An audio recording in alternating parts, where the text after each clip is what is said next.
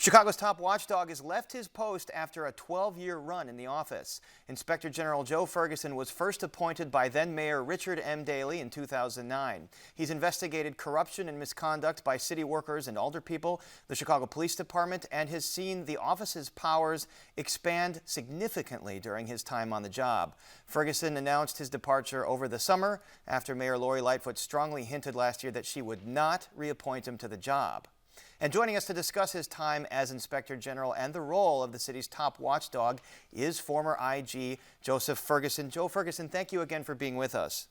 Thank you, Paris. And I want to start with one of the last things you did in office. You submitted a 163-page report on the fallout from the botched CPD raid of Anjanette Young, including the mayor's office's reaction to it. What can you tell us about what your report found? So the procedures are that the administration has an opportunity to respond before there's any public version of this. There will, I expect, be a very, very detailed public version of the report. And but what it found was, look, Anjanette Young was a victim, and a victim of official conduct. It's not necessarily misconduct, although COPA found it was misconduct with respect to numerous officers who have been disciplined for it. And then she was victimized again by just about every single aspect of city government that touched her. All of this stuff is not necessarily a violation of personnel rules or provisions, although a lot of it actually is in sort of subtle form or another.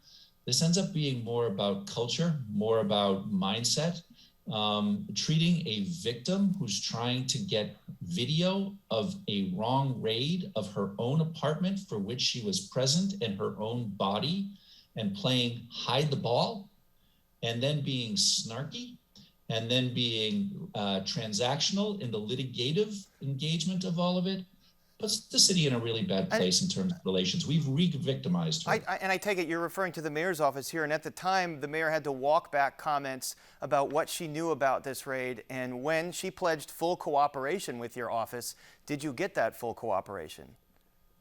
No. And the reason at some level, and I don't want to put it in terms of the mayor, because quite frankly, it's about just about everyone except the mayor, although all of those everyone else's are a reflection of the mayor, we didn't get full cooperation. The mayor interposed an outside law firm to conduct an investigation that would be exactly the sort of thing that would be done by the IG. The IG's office had no ability to know exactly what they were doing, what information they were getting. And it basically made this far more complicated than would otherwise be the case. And the city has invoked attorney-client privilege up and down the line all over the place on this to kind of put it behind a scrim in some measure. So we're bringing forward the most that we could, the best that we could in light of those actions. So it seems like you were stonewalled a lot of the way here. And Joe, as we mentioned, your tenure coincided with the end of Mayor Richard M. Daley, Mayor Rahm Emanuel, and now Mayor Lori Lightfoot. Mayor Lightfoot campaigned on pledges to clean up city government, transparency, ethics, police reform. From your vantage, has this administration kept those promises? No, it's gone in the other direction, quite frankly, and it's incredibly disappointing. As a citizen, it's disappointing. The path of this administration started with the failure of the city to release a video of police misconduct, and in that instance, murder. And here we are 5 years later. And you're referring to Laquan McDonald. That's right. And here we are 5 years later, led by somebody who actually properly inveighed against that, both as a matter of culture and process. And we have the same type of situation.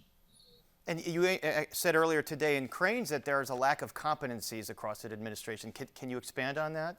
Yeah, and there, I think, what always happens is whatever you say gets reduced to something that actually makes the biggest headline. I wasn't talking about the mayor. I was talking about the people around the mayor. I was talking about what the mayor arrays around her in terms of the sufficient knowledge, wisdom, expertise, the wisdom not merely of substance of policy, but also how to engage other government actors who are critically important to actually making the policy the best, making the delivery of services the best, and for people to actually see that the government is acting as a whole. And right now, those competencies, whether they're relational, personal, professional, technical, those don't appear to be around the mayor. You also have oversight power of city council. We all remember that city council fought your office on that power for several years, and you finally got that oversight. The latest report you put out was that alderpeople that are chairs of some committees improperly use employees of that committee, those committees, to do ward work, which could violate state law. So again, from your vantage, what do Chicagoans need to know about how alderpeople are operating?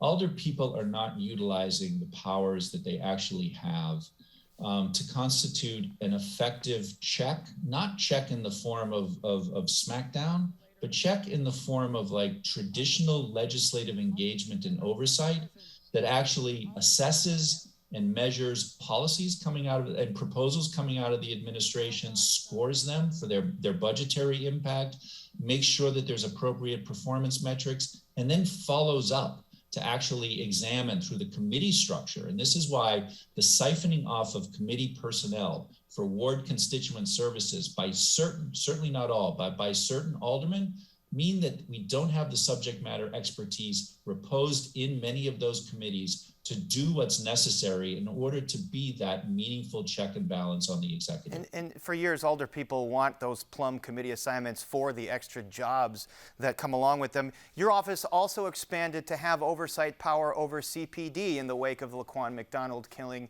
In that time, has transparency and police outcomes improved? Transparency has improved incrementally with the department. Transparency has improved enormously via the Inspector General's office, looking at igchicago.org and the information portal and all of the user-friendly visualizations of data of police activities, police staffing, so on and so forth. And then all the reports that are put out by the public safety section on specific aspects of police policy and operations. But we're not there in terms of transparency from a whole government perspective. It's still very much a selective exercise. And you play a role in CPD complying with the consent decree, the federally mandated consent decree. They're about 50% compliant.